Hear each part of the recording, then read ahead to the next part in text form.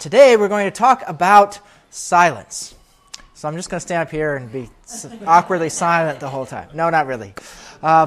Silence is important to think of because a common question or thought that may be for us in our prayer is that, it's hard to hear God speak to me in prayer.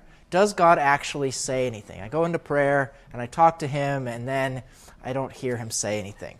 Well, the question for us can be, are we making sure that we listen for Him? Since prayer is about a relationship with God, we can draw an example from our human relationships. And when I do marriage preparation, we have something called the Focus Inventory, which is this series of questions that the couple answers to help them reflect more deeply upon their relationship with each other. And there's a section on communication, and the very first questions there is about listening. And so it asks, my future spouse is a good listener. Agree or disagree? My future spouse listens to me. Agree or disagree? So we can apply that to prayer. We can apply that to what would God say about you? How would He answer that question? Are you a good listener? Do you listen to God's voice? Do we take time in silence to allow God to speak? Because God does indeed speak to us in prayer, but most often He doesn't choose to do so in like loud, bombastic ways, like a voice coming down from the heavens or the burning bush like He did for Moses.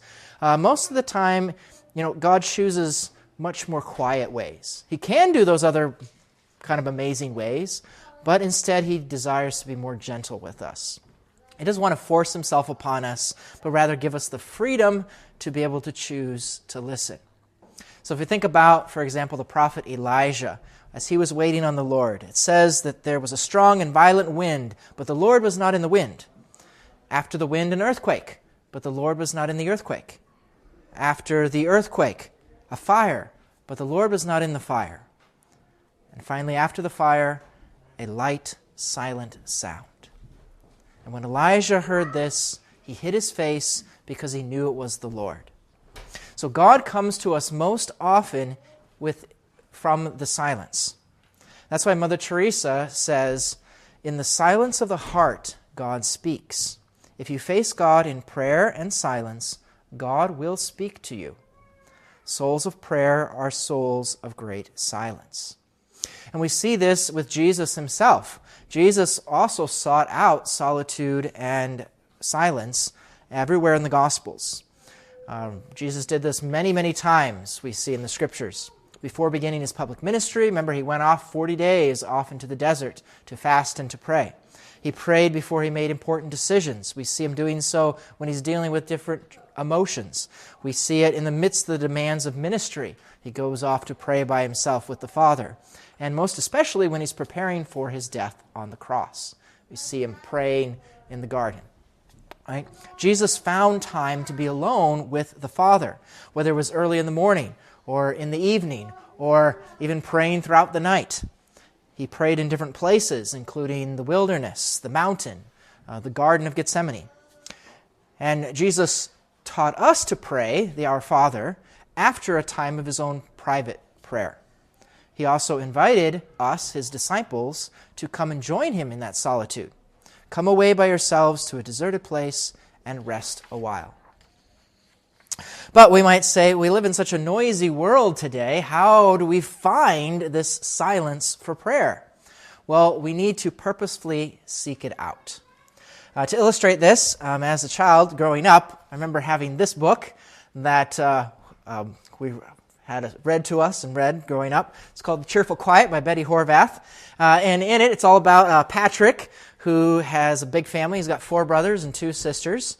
And so his home was always full of commotion. Maybe some of you experienced that in your homes. And so Patrick, he said, sometimes I wish I could just have a little cheerful quiet. All this cheerful noise.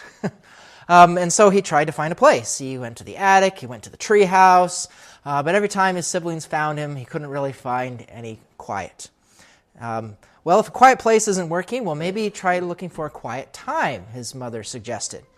And so Patrick, he thought, and finally he disappeared. He went to bed early and got up early the next day before everybody else, went to his treehouse, found that quiet that he was looking for. And the book ends, and full of peaceful quiet, Patrick went inside to face the cheerful noises of his family starting the day. So, like Patrick, we also need a time and place for some cheerful quiet with the Lord, and need to ponder and intentionally try to find and make that time and place. So, speaking of place, where can we find a place for our prayer? Well, where we're at now, our churches are designed to be places of silence. St. Alphonsus Liguori says that Jesus especially delights in the meditation that's made before the Blessed Sacrament.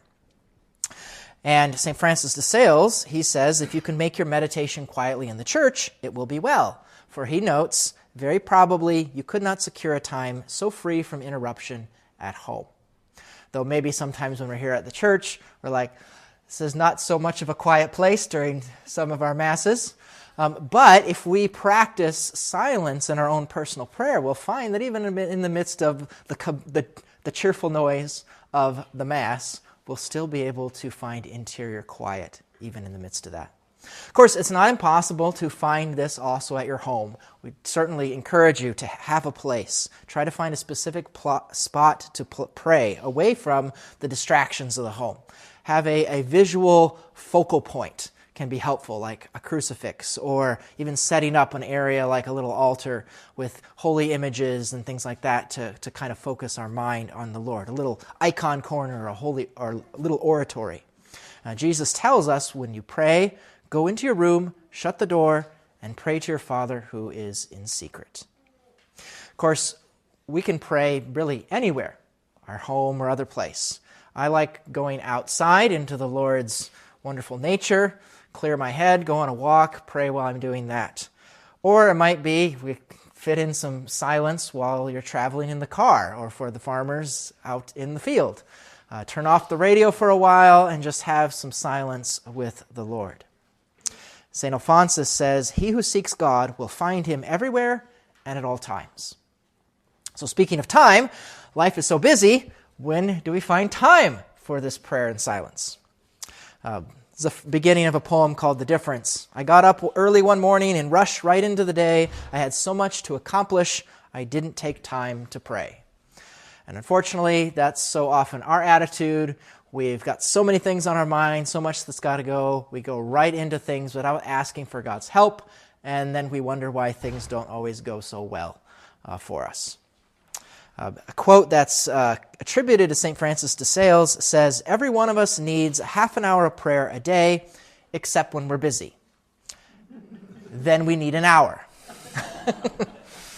Being busy means even more that we need prayer. It's not a reason to stop.